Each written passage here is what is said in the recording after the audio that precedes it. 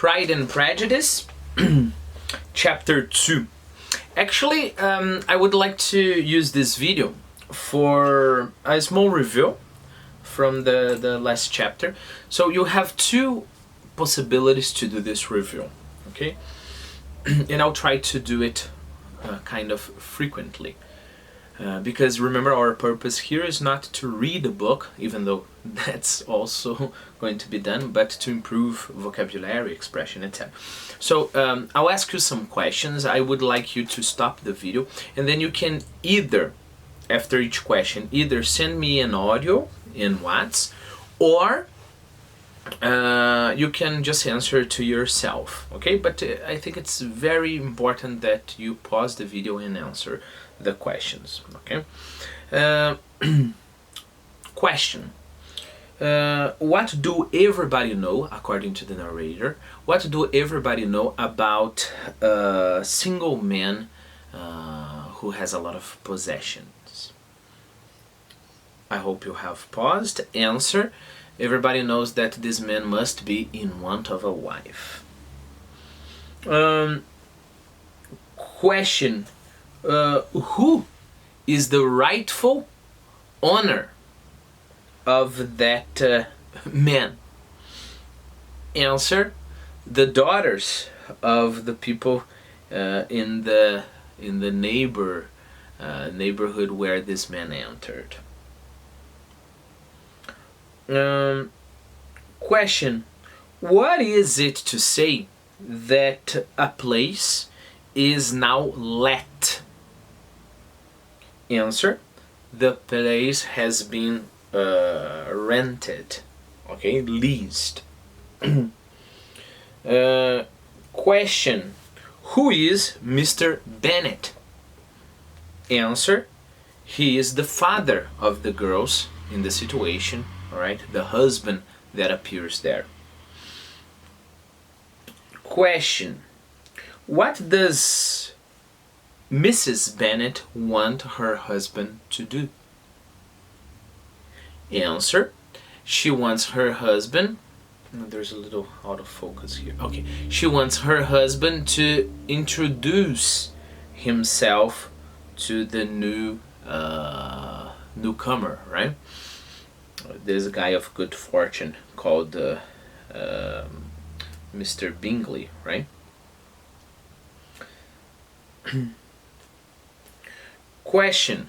What kind of vehicle, this is quite challenging, what kind of vehicle did Mr. Bingley use to go there and rent the place? Answer. He used a chaise of 4, which is a small carriage pulled by 4 horses. Question. What is Michaelmas? Answer. It's a holiday celebrated in November, and the etymology of it is similar to Christmas. By the way, there is a video, a specific video in the channel called Michaelmas and Christmas. If you want to watch it, you can. Let me see if I have any other question. Okay, question. If a person is tiresome, what can you say about the person? Answer. This person, you know, is very boring. Question. Do you remember any other words related to tiresome? Answer. Bothersome, awesome, troublesome, burdensome, right? Quarrelsome. All of those words are adjectives. Let me see if I have any other questions. Yes, I think I do. Question. I have already asked this question in the last video, but I think it's a nice review. Are Sir William and Lady Lucas the competitors of the Bennets? Answer, that's a personal answer you may have.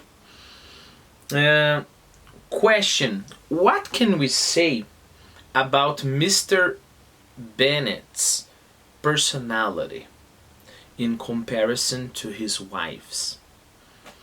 Answer, he tends to be very ironic and even sarcastic at times. He is very smart, right? And his wife is not so quick at thinking, so that's why he can make fun of her all the time and she doesn't even realize it. Question, who is Lizzy and why is she important? Answer, Lizzy is Mr. Bennet's favorite daughter. Question, why is she his favorite daughter? Answer, because in certain ways she is similar to him. She's smarter than the other girls, you know, she's not superficial as the others, according to the father, right? So she is like quick as her father. Oh, by the way, you will see, this is important. I was going to say that when we started reading chapter 2, but it came to my head and I don't want to run the risk of forgetting it. You see that the kind of tone here, of course, of the father, right, Mr. Bennet, we've already seen in chapter 1, but you see many characters, the tone they use is like witty. They are witty. Okay, when you are witty, you are very fast to have wit, you are very fast to make comments, and you make very smart comments, you know, that many times are funny, ironic, and sometimes confuses. Those comments confuse people who are not, I don't know, who are not as smart as the one saying them. So throughout the book, you will see that it's a kind of a sign of superiority to say, you know, things in a very smart way that will be hidden from the others, and and again, the perfect adjective for that is witty. Let me see what else do I have here, if I have any question. No, I don't think. Oh yeah, maybe I do. What is the business, you know, the most important thing, the purpose of Mrs. Bennet's life? Answer, the purpose of her life is to marry her daughters, right? Okay, so let's go to chapter 2. Remember, I'm going to be referring to Quizlet. Now there is a second Quizlet. There will be, I believe, one Quizlet per chapter, okay? When I see the Quizlet is not so long, then maybe I'll have 2 or even 3, who knows, chapters per Quizlet. But then I'll tell you here, okay? Just keep in mind, if you have been doing the Quizlet 1, now you're supposed to start Quizlet 2. Chapter 2. Mr. Bennet was among the earliest of those who waited on Mr. Bingley. He had always intended to visit him, though to the last always assuring his wife that he should not go. Until the evening after the visit was paid, she had no knowledge of it. It was then disclosed in the following manner. Observing his second daughter employed in trimming a hat, he suddenly addressed her with, "I hope Mr. Bingley will like it, Lizzy." Well, this is a technique I will always encourage you to do. Read an entire paragraph, underline words if you're reading by yourself. Search for those words and then go back to the paragraph. Probably you have some trouble reading and connecting with the meaning, right? That's pretty fine, and then you go back and read for the third time so that the text flows, you know. So when you wait on a person, it can be like a waiter. Remember, it's not by accident that a waiter is called waiter, because they will wait on your table. They will wait on you. Okay? I guess you understood that that's not the meaning here, but it's an important meaning for wait. Okay? In formal restaurants, a waiter can even introduce himself and say, "Hello, my name is Thomas, and I'll be waiting on your table tonight. If you need anything, just call me," and etc. Here, wait on a person is to show respect. It's a formally show respect. Okay, and then of course, by extension, to visit a person to show your respect. The sentence I have in our Quizlet is, "We must wait on the prince during his birthday festivities." Okay. To the last here is to the last minute, to the last moment.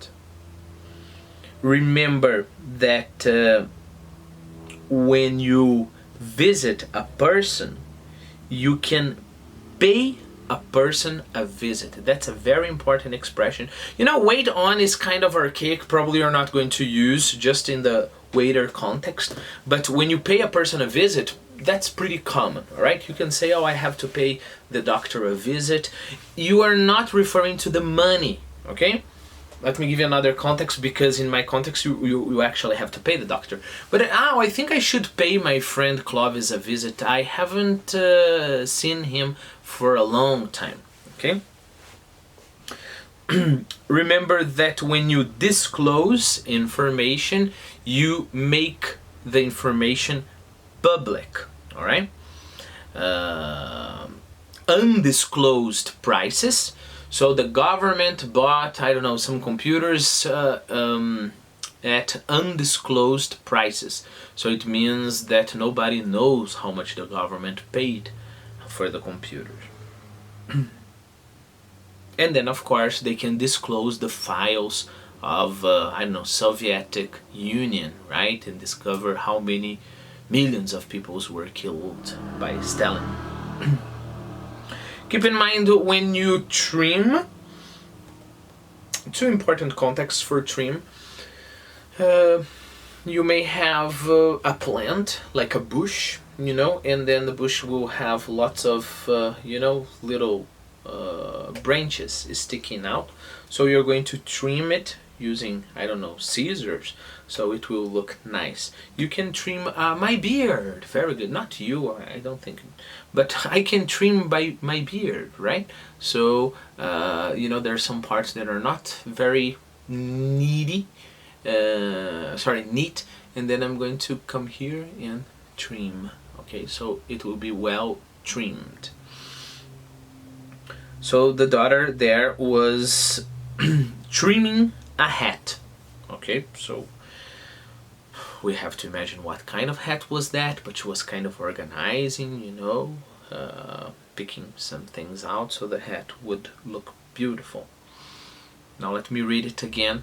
Tell me if everything is okay. Mr. Bennet was among the earliest of those who waited on Mr. Bingley. So always try to get what is in the between the lines, you know. So apparently when somebody in that society goes to a place, you know, other people go there and pay respect to that person and are formally introduced. Because, how do I know that? Was among the earliest of those who waited on Mr. Bingley. So many people waited on Mr. Bingley. Many people visited Mr. Bingley. He had always intended to visit him, though to the last always assuring his wife that he should not go. Of course, you know, we know now that Mr. Bennet loves to tease his wife, right? The poor woman suffers a lot, even though I think Mr. Bennet always, I don't know if always, but also suffers.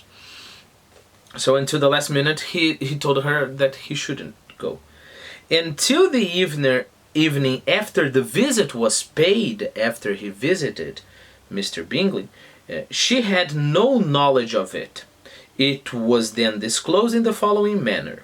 Observing his second daughter employed in trimming a hat, he suddenly addressed her with, "I hope Mr. Bingley will like it, Lizzy."